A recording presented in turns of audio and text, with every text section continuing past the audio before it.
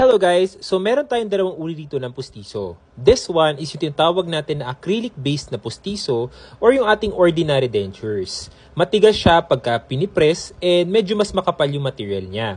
While ito naman yung tinatawag natin na flexible dentures. Kung papansin niyo from the word itself, flexible, mas malambot. Kaya mas madali kayo nakakapag-adjust pag ganitong klase ng pustiso yung pinagawa ninyo.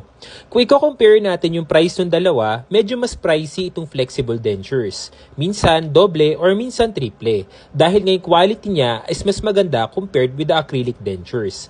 Yung acrylic dentures kasi medyo makapal siya kaya pagka nagsasalita, minsan nahihirapan din yung ating mga pasyente. Kung sa tibay at tibay naman ang pag-uusapan, ito yung ating drop test. Ito yung ating flexible dentures. Ayan. So kung makikita natin, eto siya. Kunin natin walang cut yung video. Ayan. Buong-buo pa yung pustiso. So okay na okay siya kahit mabagsak nyo. Para lang kayong may laruan na hindi siya nasisira or nababasag.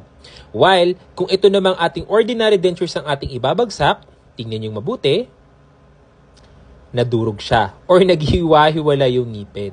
So, kung pipili kayo ng dentures at medyo namamahalan kayo sa flexible dentures, when it comes sa quality, okay na okay talaga siya. Pero kung walang budget, pwede na to.